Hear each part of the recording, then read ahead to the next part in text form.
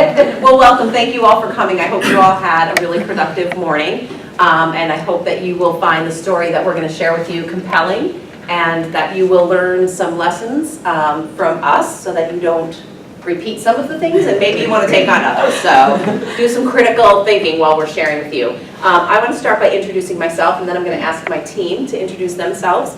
My name is Alicia Rizzo, and I am the principal of Linwood Elementary School in the Guilderland Central School District. I am entering my 8th year as principal at Linwood. I'm Joanna Romano. I teach 4th grade at Linwood, soon to be 5th grade. This will be my 29th year teaching. I also serve as the science teacher leader in the building. My name is Brian Gary. This will be my 5th year teaching, my 4th year at Linwood, and I teach 2nd grade.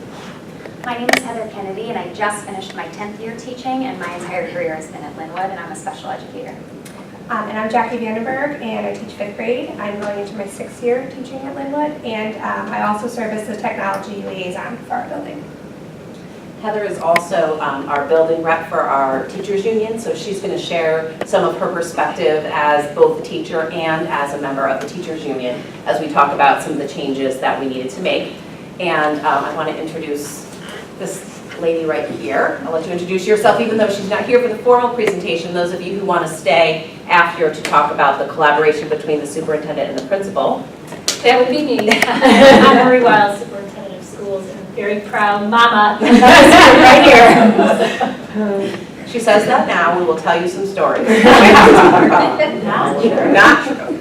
But our hope here when you leave is that we've shared a little bit with you about what we've learned about school change and trying to change the culture to accommodate the current challenges that we're facing in education. And hopefully you'll hear the theory, but more importantly, our goal here is really to just tell you a compelling story so that you can take what you've learned from our story and apply it to whatever's happening in your school or your district. So one of the things I'll invite you to do is think about a change initiative or something that you want to change in your current school or that your current district is going through. You may recognize some of the trials and tribulations that we went through. You might be surprised at some of the successes, and we're happy to share with you. Feel free to break in and ask questions. It's a small group. We just want to have a conversation. I know they're very excited to tell the story, and so we're going to get started here, and you will notice our theme because they're teachers, so we had to have a theme. And we can't help ourselves. We're elementary teachers. We're all got the Navy going.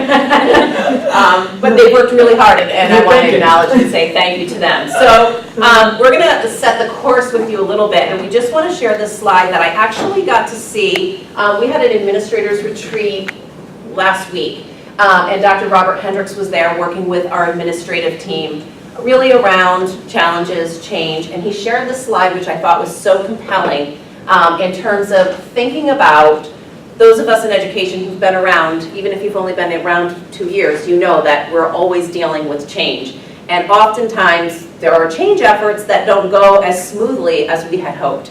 So whether they are academic, whether they're related to student services, Common Core, APPR, we all see a lot of change, and I've been around. I was a teacher for 18 years in the Albany City School District, so I've been in education for almost 30 years now and have seen lots of change efforts fail. And this really helped me to think about why that could be. And what we're going to do with our presentation is try and share with you how we try to accomplish these things as we went through change, the change process. So just to illustrate quickly, what we talked about was that any change effort needs to start with a vision. We hear a lot about vision, and sometimes when people are struggling, they say, but what's the vision? We don't know the vision.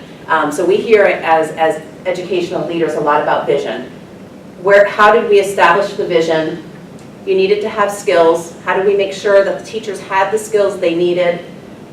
Incentives, what we learned about incentives was it's not about monetary incentives or pay, but the things that the teachers were incentivized by, I think you will find interesting and compelling, and they're going to talk to you about what those things were. I'll give you a hint. It was not about money, but there were other things. But certainly those incentives needed to be there. They needed to have resources to do their work, and absolutely needed to have a plan in order for us to successfully make the changes that we needed to make. In the absence of each of these things, I learned at the workshop that I attended, you get some of the things that often accompany change process. And if you've been in education, think about change. You have experienced confusion, anxiety, resistance, frustration, and diffusion. So this chart just illustrates that, and we're going to try and weave that through our presentation for you today, so that you can see if you have all these things in place, but you don't have a vision, you're going to get confusion amongst your staff. If the teachers don't have the skills, think about maybe Common Core and they weren't ready, it created a lot of anxiety. Even though there may have been a vision, there were incentives, districts spent lots of money on resources, certainly there was a plan, but we still had anxiety. Again, if without those incentives for teachers, a lot of times there's resistance, and we're going to talk a lot about incentives today and what the teachers needed. If they don't have the resources to do it, they're frustrated. And lastly, in the absence of a plan, you get diffusion. So for me, I think about this as spraying an air freshener. You spray the air freshener can and all the particles all go out and they're going all over the place and they're wandering and there's no control about where they're going.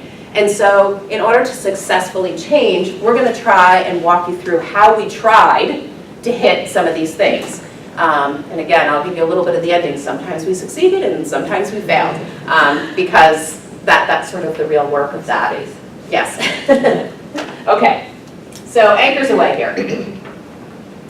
I'll give you a brief background of this. Imagine that you are a brand new principal. I was the brand new principal of Linwood back in 2010, 2011. Just starting out in a Guilderland school. It was a dream job. I was excited to have it, taking over this wonderful Guilderland elementary school. Guilderland was very well known and had all these great ideas. And if you remember being new principals, you are trying to build relationships with your staff, you're trying to listen and learn the culture, and I was very excited to do that.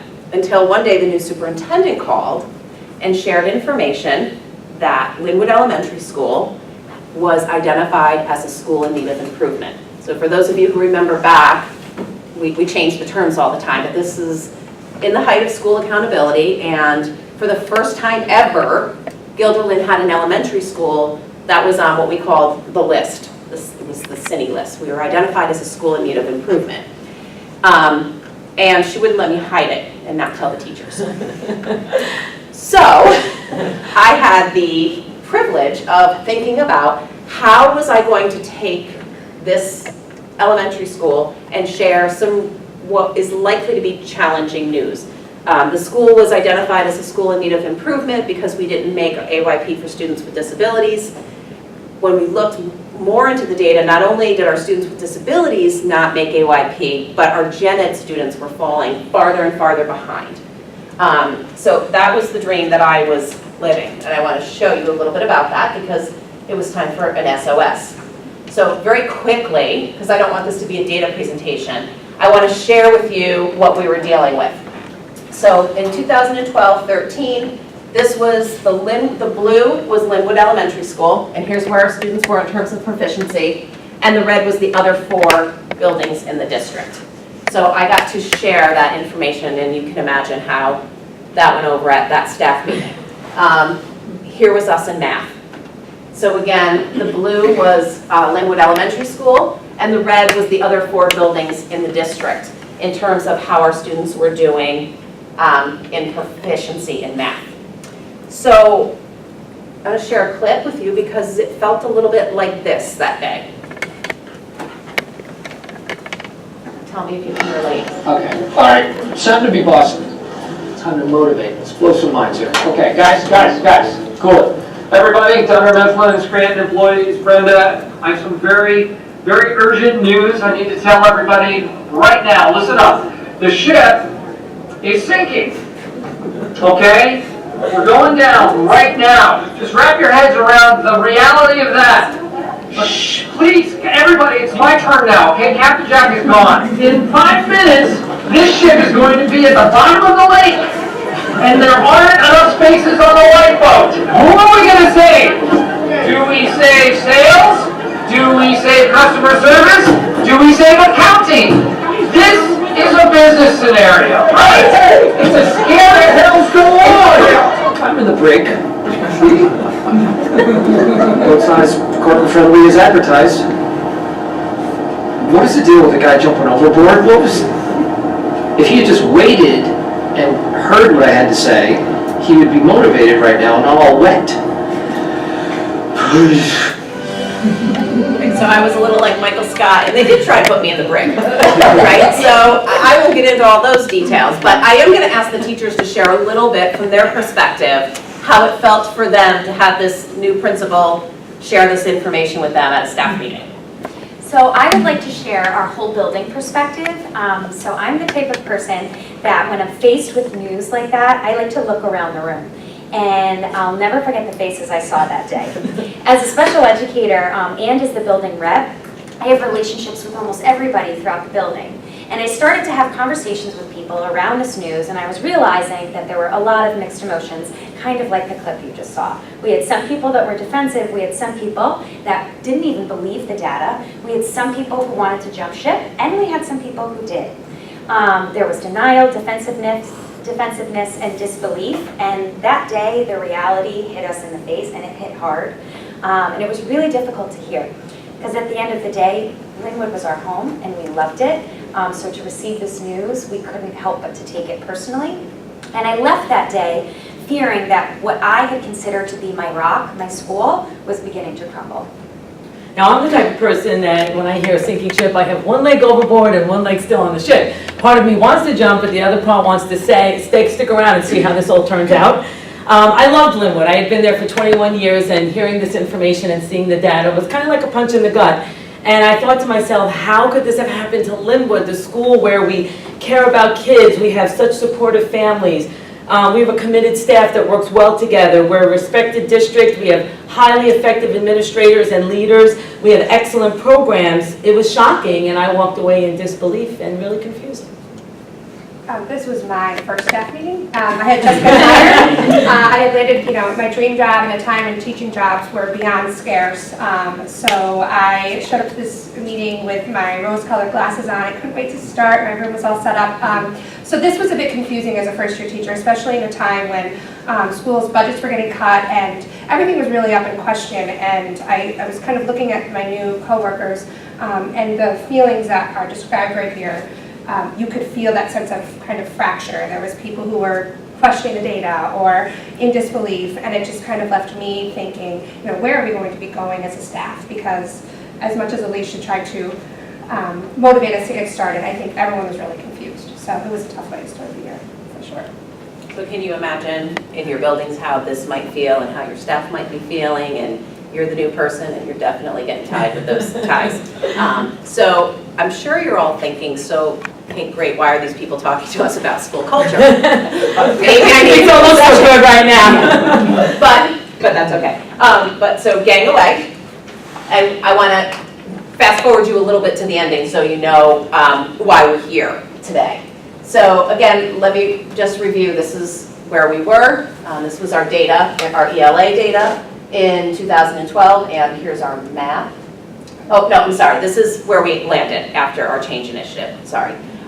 So as we thought about how we were going to respond to this, I just want to tell you ahead of time, there's a happy ending. And I think it's going to help you think about, so maybe there's something that interesting to learn here. As you can see, after many years of hard work, we were able to close the gap and quite rapidly in terms of how our students were performing in ELA, and at that time were reaching where the rest of the district was. And it was very exciting to see that news in response to what we had done. This was our math, again, and then here's where we landed in math as we thought about how we were going to change. Thank you. Thank you.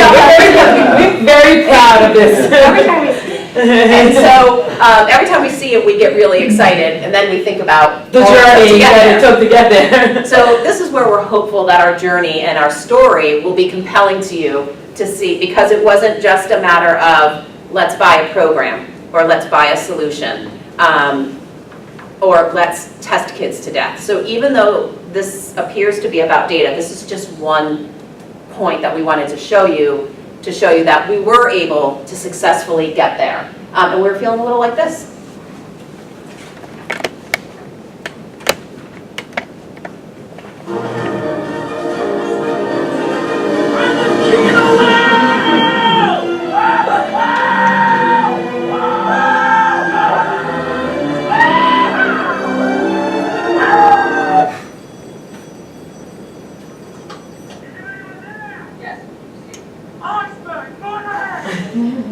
picture, that's Alicia.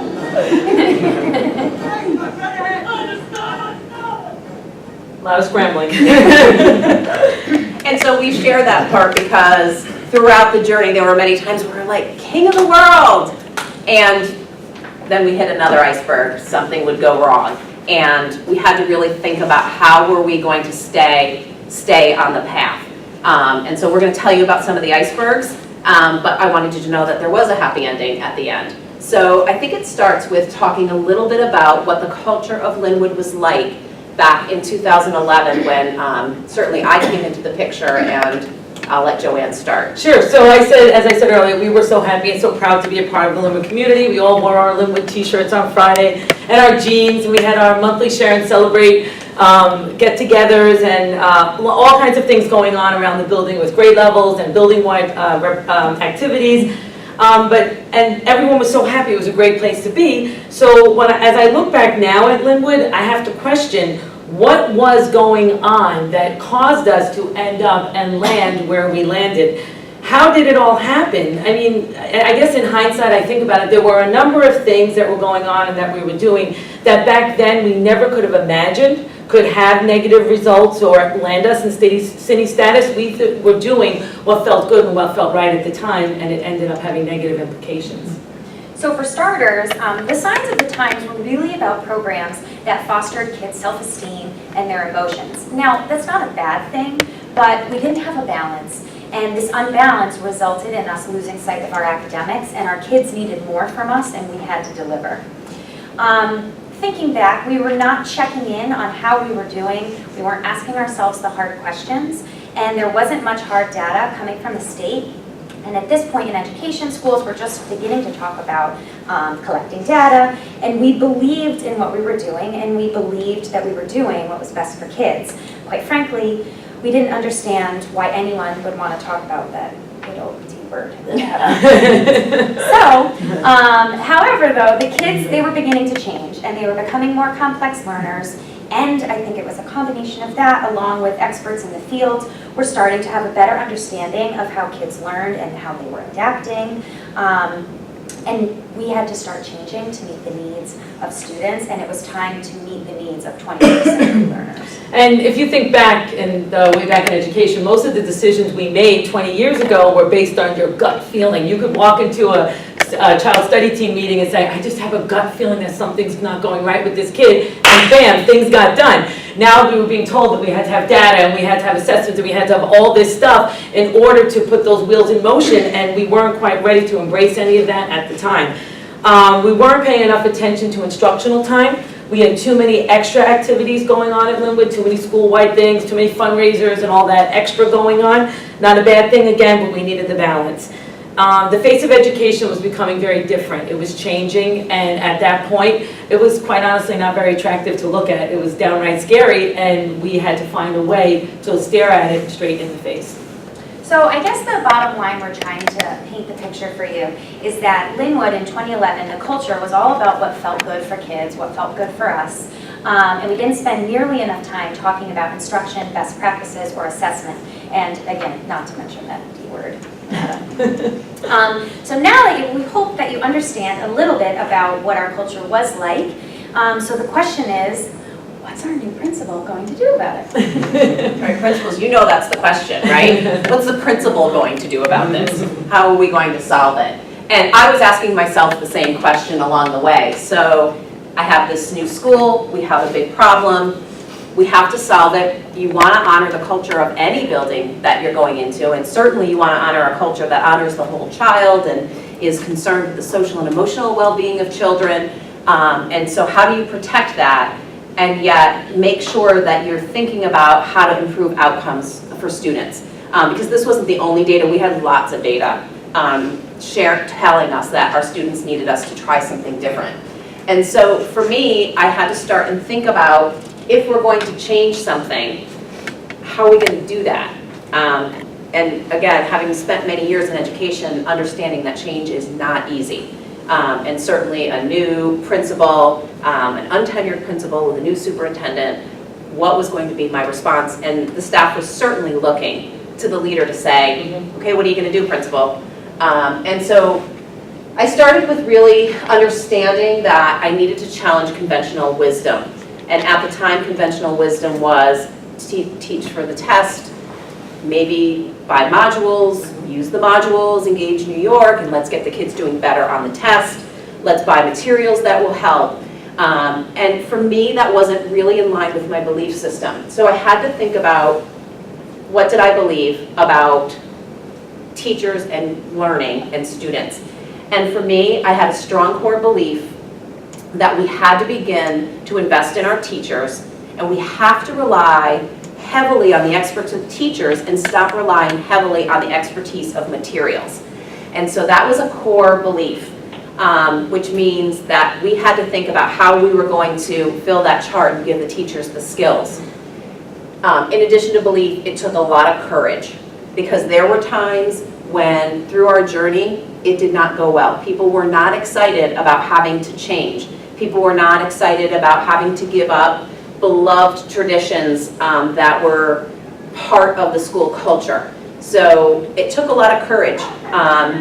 It took a lot of courage to stand up for beliefs and to keep in mind what was best for students was what the journey was really all about. And I'm going to tell you, Angela Duckworth talks a lot about being gritty, and students successful as they're gritty. School leaders needed to be gritty, and I needed to help teach my teachers how to be gritty, because it was a really challenging time. And so the three things that we could never give up were belief, courage, and grit. And the teachers had to understand the vision. And we spent a lot of time talking about, so what's this response going to look like? Because I didn't have a box or a kit that I go, we're going to do this, and you're all going to do this, and then our students are going to get better. So we spent a lot of time thinking about making sure the teachers understood the vision. So we're going to add that to this chart over here. Joanne, go ahead. Find it. So the first thing that we learned about our journey, the chart that we showed you in the beginning is more of a research-based chart and data. This is more what we learned along our way, and the first thing we learned was stick to your beliefs, and it coincides with the vision piece on that first chart. And so every decision that was made, I will tell you, the reality is, was not popular. Not everybody loved every decision, but we tried really hard to stick to our core beliefs, to stick to the vision when that happened, and that's really when we needed to be a little gritty, and it wasn't always easy, but we stayed the course so that, and we didn't jump ship, even though it might have been easier to jump ship at that time. Well, some people did. Some people did, yes. Some people did jump ship.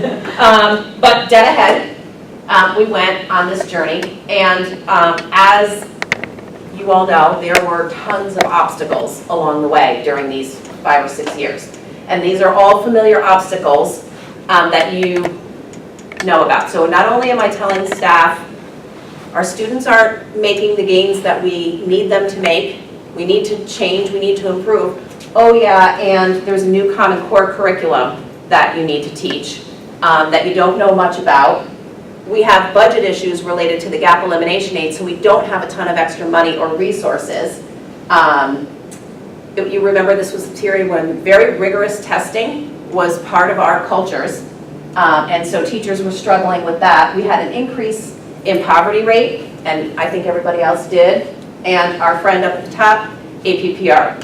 So now I'm also going to judge you and give you a score on this new way I want you to try teaching. So you can imagine all of the obstacles. Any one of these could have and should have knocked us off the path that we were on as we were thinking about how do we invest in teachers, how do we rely on teacher expertise, not materials, and how do we stay the course in what we believe. And we worked really hard to not be knocked off the course by these obstacles here. This is kind of how it felt being the principal. With all those obstacles.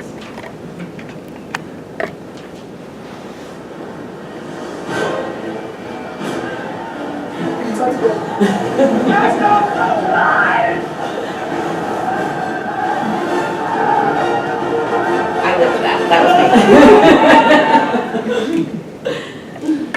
That was me. But what we learned, and the second thing that we learned here, was that we had to stick to our plan that we created. We had to keep the vision in mind, and we had to not let the obstacles get in the way. We tried really hard to not let those obstacles be an excuse to fall off the path. And believe me, there were many times it would have been easier to say, yeah, but APPR, yeah, but Common Core, yeah, but there's no money. And there were tons of obstacles, but we knew when we kept going back to our vision, we had the plan, we expected roadblocks, blocks, and obstacles, and we were ready for them. So next, we had to get all hands on deck. Oh, Oh, this was the reason. This was the reason, thank you. why we made it through all the We kept coming obstacles. back to. Yep. So all hands on deck. What did we do? So I think one of the most important things about school culture and change is related to teacher buy-in. And I think it was around January, February that the staff had pretty much accepted the reality of where we were, but we kind of didn't know where we were going. We didn't have a plan, we didn't have a vision.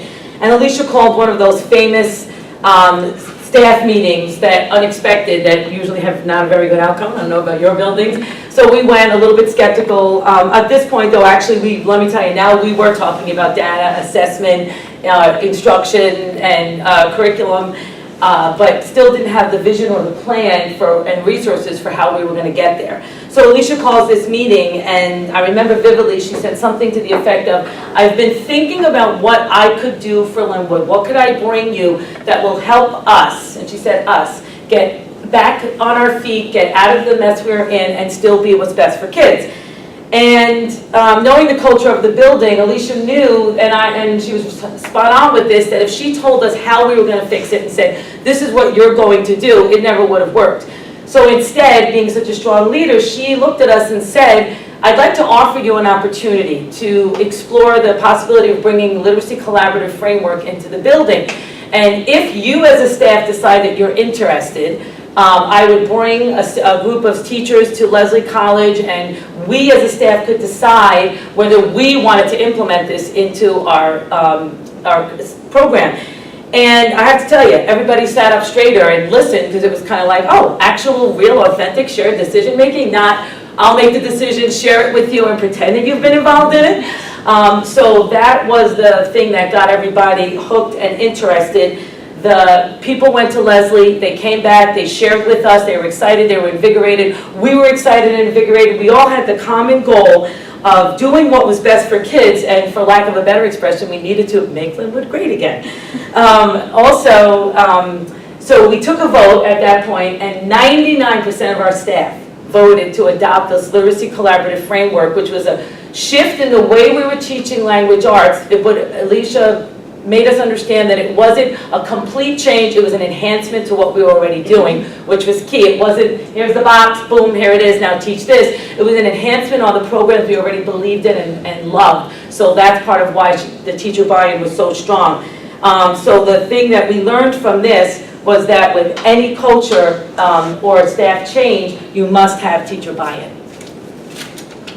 And I think what Joanne speaks to is part of the incentive, not necessarily incentive, monetary incentive, but the incentive of the staff was that the decision-making was in their hands, that they were part of it. We talked about it. It took us a year before we finally made this decision. We made it a priority. Teachers did go to Leslie University. They came back, brought information to their colleagues, and there was real authentic discussion. Not always easy conversation, but there was opportunities, and that was sort of the first incentive for teachers to think about taking ownership of the problem and not putting it on the principal's And we desk. finally had a plan. And we How had a are we plan. going to do this? So we had a plan, and then I had to go to the new superintendent and say, we would like to try this unconventional idea, because none of the other, there's 5 elementary schools in Guilderland, and none of them were doing this. They were all doing a different thing, they had different programs, and I had to go and say, we want to try something unconventional. We don't want resources, I don't want a program, I don't want a box, but I do want to send these 2 teachers to be trained as coaches. And you know, there was lots of coaching models around at the time, but this was really a coaching model that was centered on teacher expertise. They were classroom teachers who taught in the classroom, who went to Leslie. They worked with the faculty there that was led by Irene Fountas, and they did really deep work. Jackie's going to talk a little bit more about that with you. So I asked the new superintendent, to support this idea, and could I have 2 half-time FTEs? Now remember, this was when budgets were really struggling to support this initiative that nobody else was doing. And so she was either smart enough or crazy enough. Yeah, what was your thought on that, Mary? Smart enough. Smart enough. To say, sure, untenured, new, untested principal, let's try and go in a different direction. And so we did, and that was the beginning of some of our work. So as Alicia said, we had 2 classroom teachers go to part-time literacy coaches and also still part-time classroom teachers, which when we think of, sticking to your beliefs, that was a challenging piece for them. But they saw the vision and they saw it through. So they did about 18 months of graduate credit study at Lesley University, where they did face-to-face training, webinars, case studies. And when they were done with that training, they brought it back to the staff and they started sharing out this information at PD. After that, we got to do just a little bit of light reading during PD. And I bring this because as principals, you're probably thinking, well, not only do the staff need to take this on, but then we have to put it into place. And I was still a new teacher. I was still setting up my classroom. And we are getting all this information. And I can't lie, in the beginning it was overwhelming. But what I can tell you is if we didn't have that staff buy-in and we didn't, as a building, really have that belief, we helped each other through some of this. It was reading, it was learning, and I can tell you when I would leave my classroom to go to PD, a lot of times I would think, oh my gosh, I just want to stay, I didn't get to finish this. Within 5 minutes of being in that room for professional development, I truly can tell you it was invigorating, we were inspired, we were learning new things, we were talking about different ways to implement new instruction, things that we could leave that day and start the next day. On top of the PD and the conversation, the time for us to talk about teaching and kids and how kids learn, we had coaches coming into the classroom to do team teaching, to help plan. Again, sometimes felt overwhelming, but we had, as a building, as a new teacher, I knew this was part of our vision, and it is an incentive to keep up your end of the bargain for your team.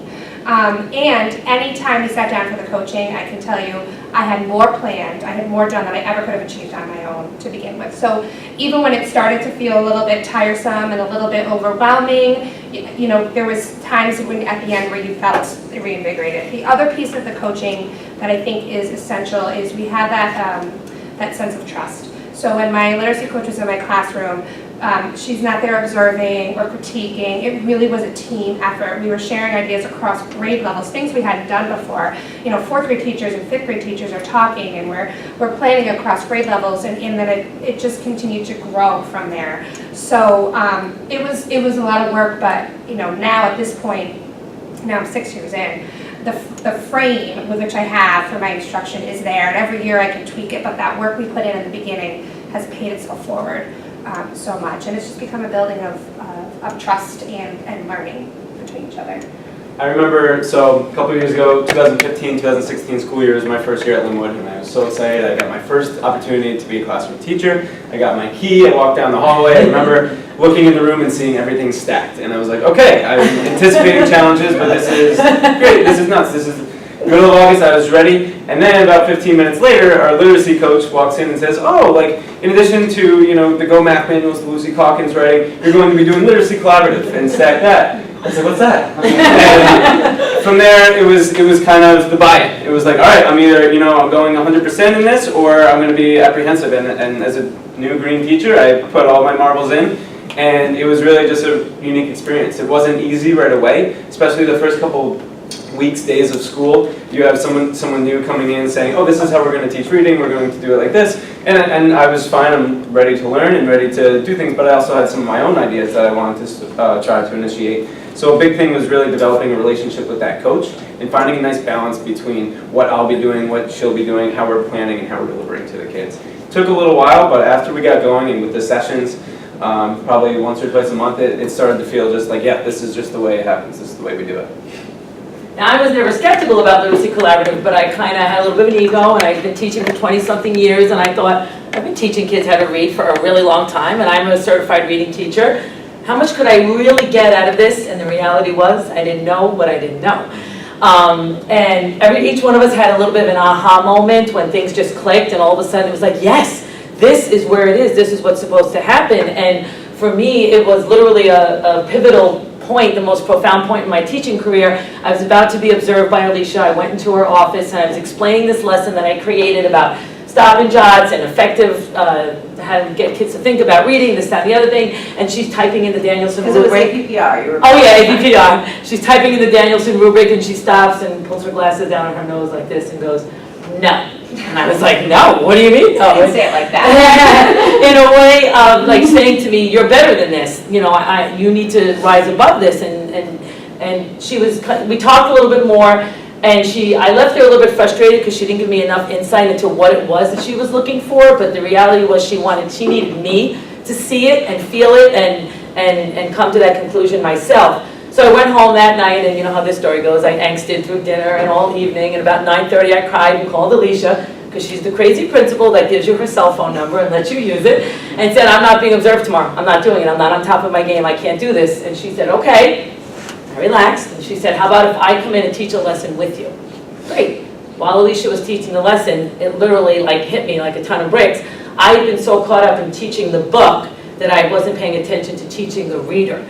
And through my literacy collaborative training, I have adapted the way I teach throughout my entire day. Instead of teaching the content and the book and the writing genre, I am now really focused on teaching the reader, the writer, the thinker, the mathematician, the scientist. So this structure and framework has permeated into every aspect of my day. And I think it just speaks volumes too to the culture shift of like, we felt safe enough to call and say, I'm not doing my observation tomorrow, and it was okay. Like, we were allowed during this process, and we were encouraged to to take risks, and when we made mistakes, we were learning from them. So we didn't have to feel nervous like, oh no, if that observation doesn't go perfect, because we were all learning and growing together. And I think that's part of this whole thing as a leader, being able to establish that trust with your teachers. And that was one of the things that we learned, was that there is true power in peer coaching. When there is a plan, there's power in mentoring. It creates a culture where risk-taking, trying things is promoted and people feel safe and comfortable. So we did that as well. Another thing that we learned here was that we had to be critical consumers. There is so much information coming out at us in the education field. Turn on any Facebook page, any website, there's this program and that program and this promise for success, and there was lots of ways to do it, and we have lots of things coming at us about what we can buy that will solve the problem. And we really had to force ourselves to be knowledgeable consumers of what research it was, because we use the term research-based a lot.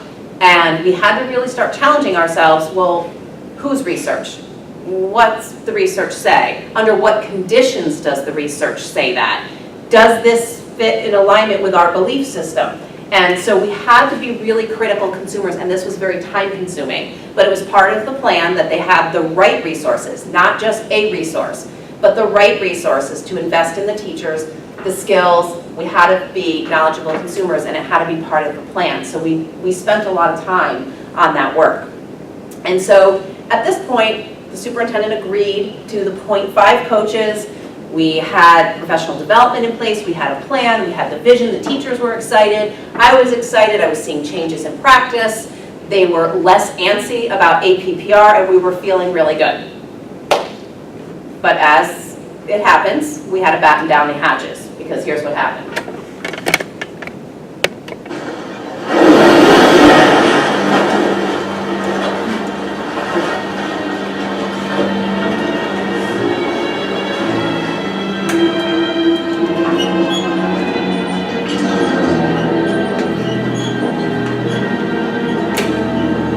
You're gonna need a bigger boat. Yeah, we need a bigger boat. That was me. That was me again. I'm always She goes back to Marie, we need a bigger boat. So we needed a bigger boat because all of this was going on. We got off the list, and then one day I'm on the elliptical feeling good, and I get a message from the superintendent. Hey, Alicia, guess what? Can you guess what happened? We were back on the list. And I'm, oh, really? And it felt a little like, well, we need a bigger boat. Because at that point, what do? You're feeling good, district has invested in these coaches, the building's going, and now I gotta stand up there again and tell them, Good job, you guys. Thanks for taking a risk during APPR. Thanks for sticking with us. Thanks for all the work, but guess Going to what? Literacy Collaborative and reading all those books Yeah, and putting it into all that. practice. Yeah, leaving your classroom all the time to go to PD and have coaching and let people come in, and guess what? You're back on the list. Yeah, that's what happened, because we got back on the list. And so we had to navigate the course a little bit here and think about what did we do. The easy thing, I think at that point would have been, and I actually thought about it, forget it, just do the modules. Forget it, this is a bad idea. I don't know where I'm bringing these people, I'm never gonna get my tenure, oh my God. And that would have been the easy thing to do at the time. And believe me, all of those obstacles were still in front of us. But we didn't jump ship. Even though we wanted to, we had to stop and take a break, and we didn't jump ship. And I reflected on, this is the time for courage, right? We had to be courageous enough to stick to our beliefs because we made a decision, and do we really believe this? And now we're being tested, and we did. We talked a lot, and we came up with an idea to increase the coaching. So now I had to call the superintendent again and say, you know that idea that I had about literacy coaches? And you know how we're back on the list? So here's my solution. Can I have more coaching time? And I asked for, instead of 2 half-time coaches, 2 full-time coaches. So now I wanted to take this idea that appeared to not be working halfway through the process and say, can I have some more money? Oh, I know nobody else is doing that. And I know the other schools are making progress, but can I increase?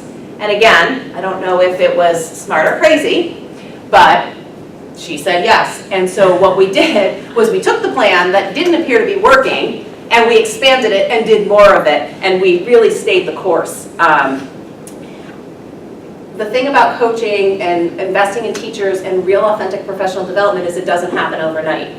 Marie kept telling me, 5 years, Alicia, 5 years, and that's a really long time.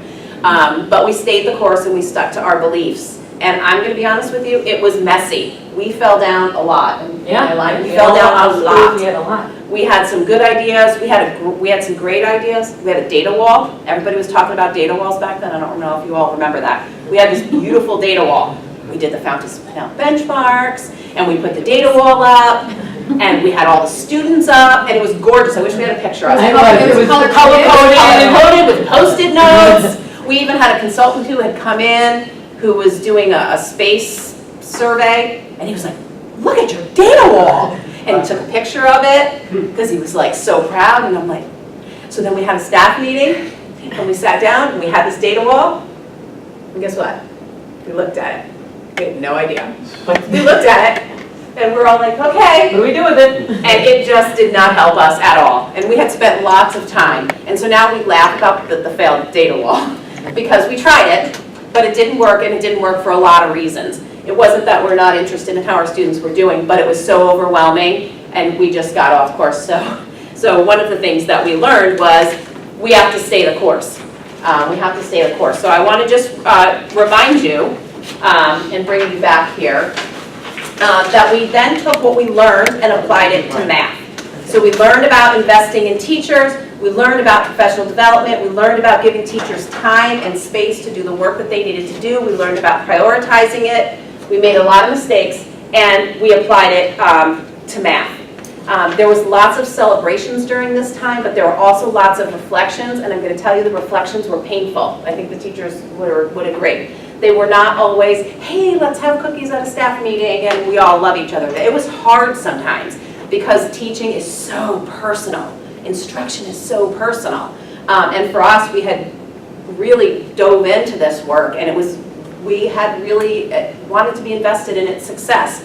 So we had a lot of things like the data wall. We had a lot of unhappy people who were like, get me out of here. We had a lot of people, Alicia's crazy. All of that went on. I refer to it now as productive disturbance.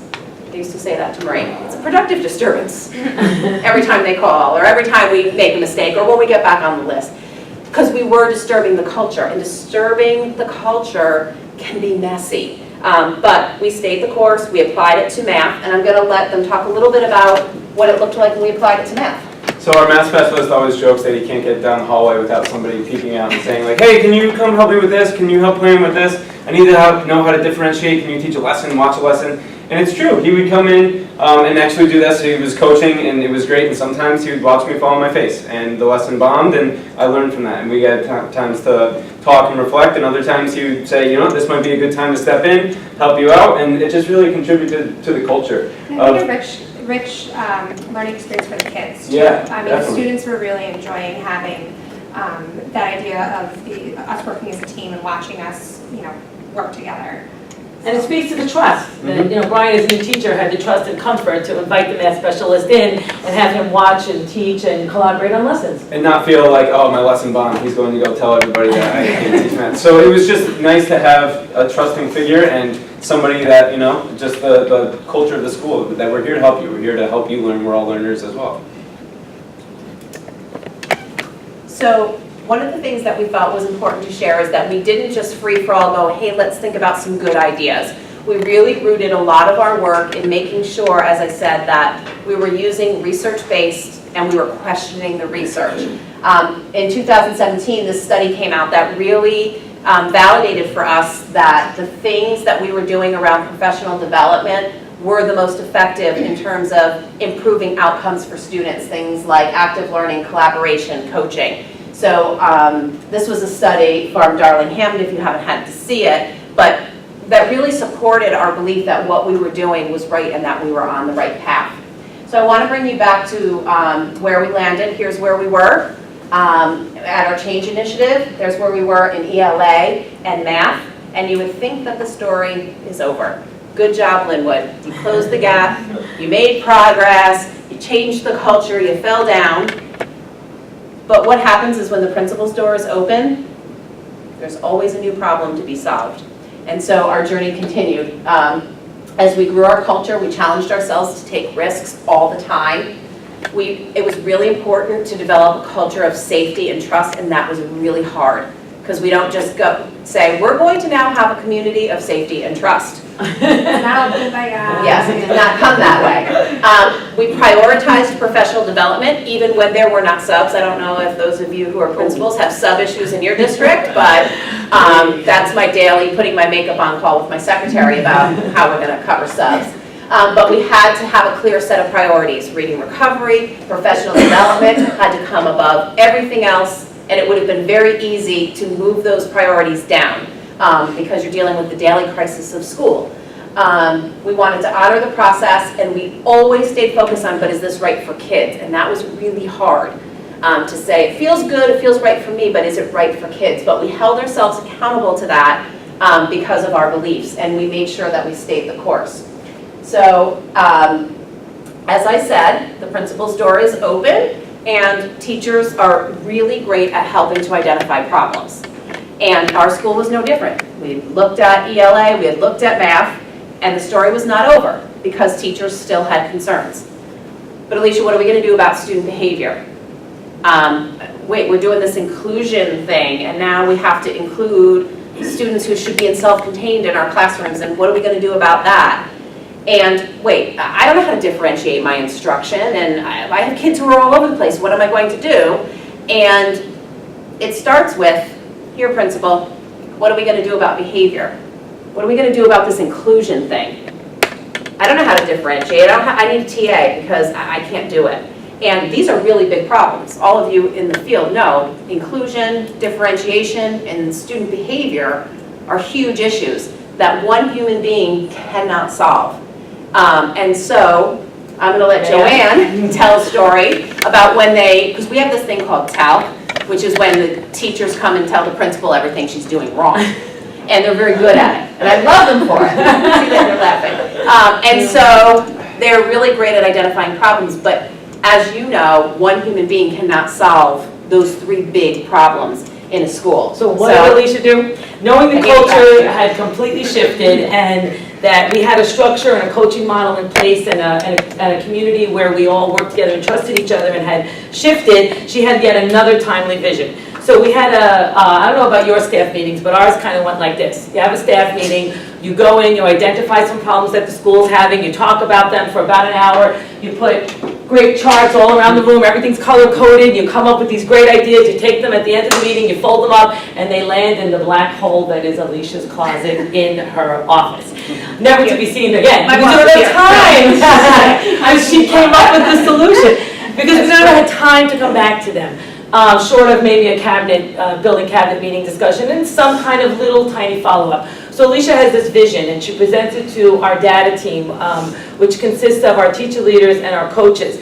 And she says, I'm really frustrated by staff meetings. I feel like we're not getting anywhere. We have all these problems with these big things that we need to talk about and we don't have the time. She presents the idea of learning communities, which is essentially where we would identify these top 3 problems at the school, and we would break into 3 groups or learning communities and go year-long, eliminate all staff meetings.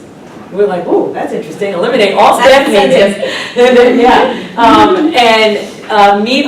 Meet when we felt necessary as a group to take on these big problems, and kind of with the premise that we had to do a little bit of research, come up with some kind of a plan, and ultimately present to each other at what we called storefront meetings.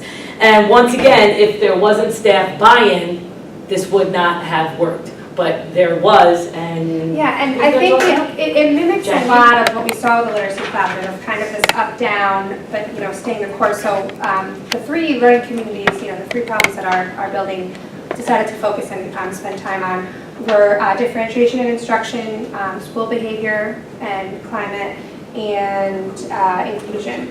And when we identified those 3 problems as the areas we wanted to kind of look into deeper, teachers were able to join whatever learning community they felt most inspired by or that they wanted to learn more about. And I'm on the behavior and school climate committee. And my group, and you guys can speak to your group, a lot of what we did in this learning community mimicked what we saw with Literacy Collaborative implementation. It was a lot of ups and downs. And we had all these meetings, and we were getting really bogged down by like, what can we do right now? We're gonna put morning announcements on. And we went back to Alicia, and I shared with her before the storefront, and she did much like she did to Joanne. She pulled her glasses down and said, no, And it was, we had to go back to that thinking of not every problem has a fix within weeks. These are going to be long-term things that we're going to be working through. And we went back and we researched all kinds of different approaches to behavior.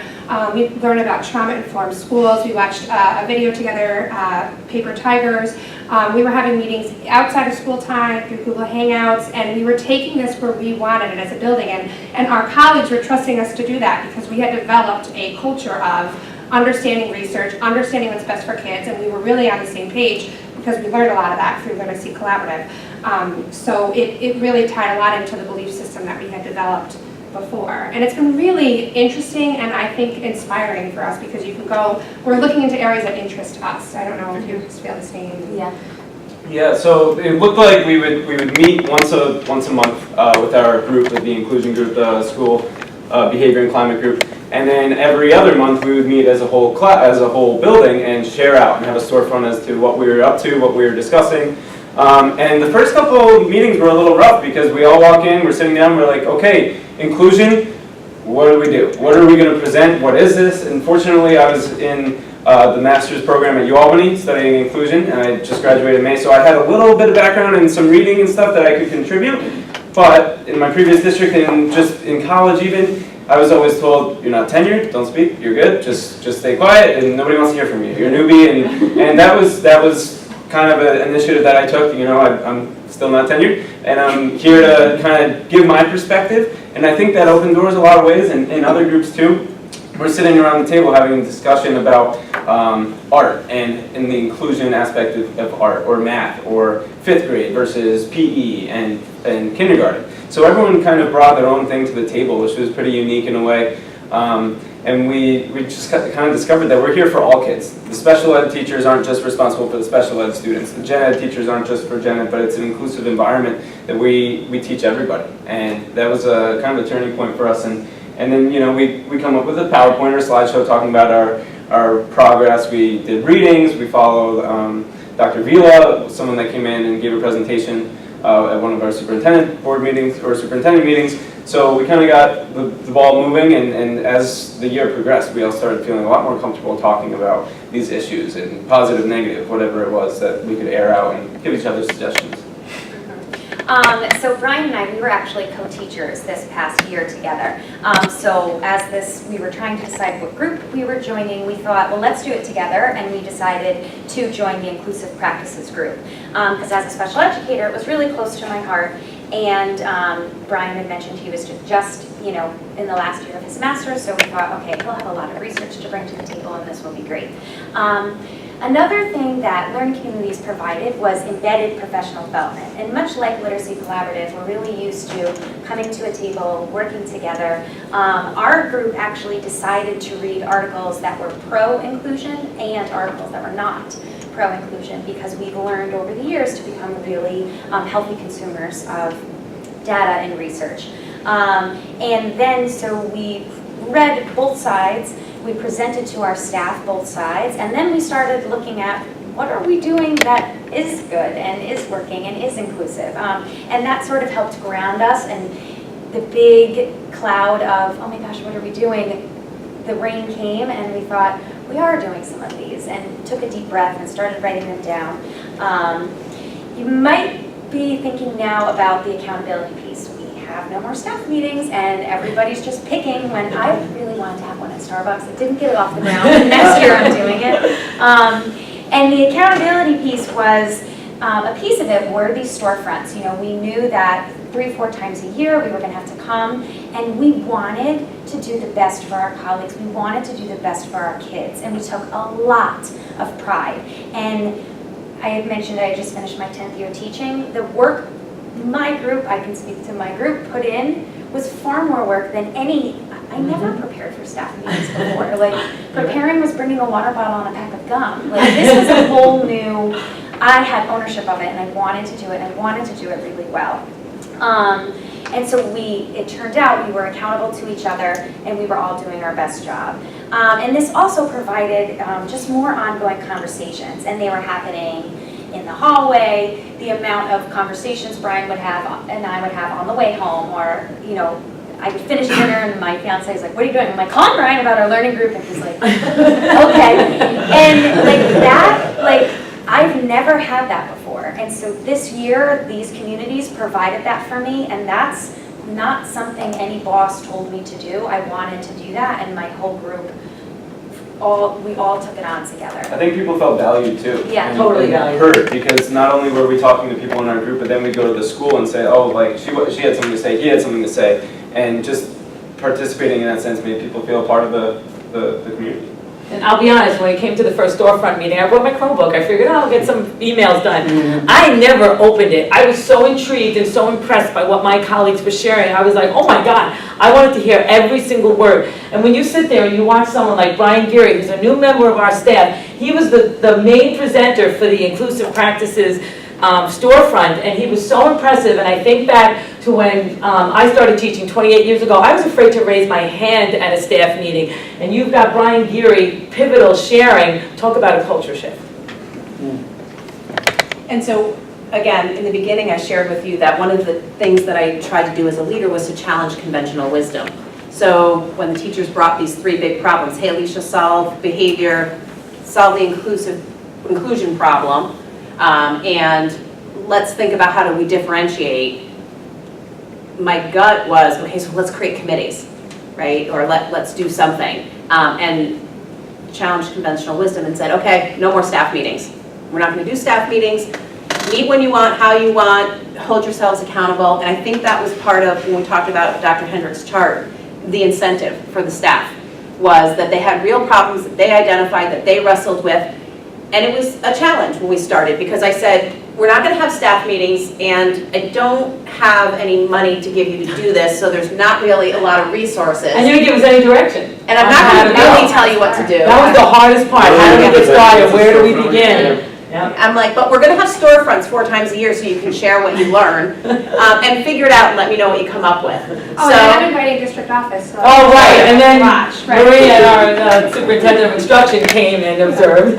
But what we learned in this process was there could be no greater accountability that I could have put on them than what they did amongst themselves when I said, I was on one of the committees, I was on Brian and Heather's committee, to say, work it out. And I will tell you again with the learning communities, they weren't always right on track. The behavior committee got off track a little bit. That's when Jackie came in and I said, no, the answer to behavior is not morning announcements and music. We got to get deeper into the research about that. So they had no resources, they had no meeting time, they had no direction, and yet they came up with the most amazing, and I wish we had a clip. We tried to get a clip, but we just had technology issues. Dr. Wiles was there. It was pretty impressive. And you want to weigh in about how they did? They were fantastic. I mean, it was like a research symposium. Yeah. Pulled together, 20 minutes, 3 groups, really impressive. And they really spent a full year tackling these 3 issues, which means we had to let a lot of things go. A lot of meetings go, and we had to prioritize. They did an amazing job, and as Joanne said, Brian, who's a brand new teacher to building, stood up in front of a veteran staff and said, so here's what we figured out. There is no special education. It's all general education. They're all ours. And the staff was just, it was such a powerful moment because it was their moment. It wasn't our moment. So I just wanted to review where we were a little bit with the chart. We tried to cover how during the change, we made sure that we stuck to vision and belief. We made skills part of our plan. The teachers had to have the skills to do the work that we were asking them to do. The incentives were a big part of it, and again, you can see it was the time that they had, the space, the respect for them to do the work. They didn't need to be nudged. I will say they were nudged along the way sometimes. I think you're off track. I'm going to bring you around. Try looking at 2 different research pieces and debate it and see what you come up with. But that was an incentive. Meeting at Starbucks, you don't have to stay at school. They got so excited that they were talking to each other. I kept saying to Marie, they don't need me anymore. They don't need me anymore. We had resources. Jackie brought some of them, but we also have the resources and the coaching along the way, and we had our plan. And so we tried to illustrate for you our journey, how we got from that 2012 data to the 2017 data. Can I say one thing, Alicia? Sure. You're talking about how she didn't need to be involved. It's kind of like the Danielson rubric when you have a highly effective teacher that the students take on the learning. We are the students. We took on the learning because of Alicia's strong leadership. We were able to take on that learning, so she gets a highly effective in my book. Thank you. So, in closing, I found this chart to be really helpful here. I hope it's helpful for you. And I want to share with you one more thing that we learned at the end of our journey.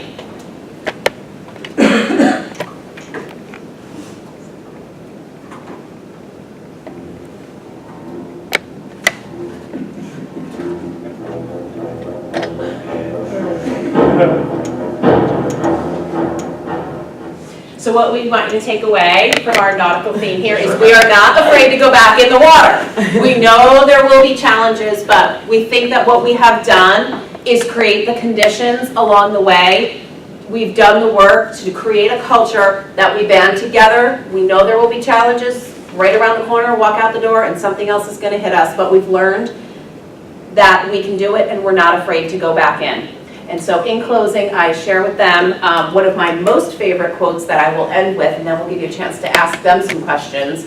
But one of my most favorite quotes that I share with them all the time is, in times of change, it is the learners that shall inherit the earth, while the learned find themselves beautifully equipped to deal with a world that no longer exists. Thank you. I hope you learned something about our story today. And we're happy to answer. Thank you. They're here to answer questions. Dr. Wiles is also here to answer questions from the superintendent's perspective. And I'm happy to answer any questions that you may have or things that you've been wondering about. One thing, great job on the presentation. Thank you. One of the things I struggle with as a principal sometimes is equal representation on the learning communities and what have you.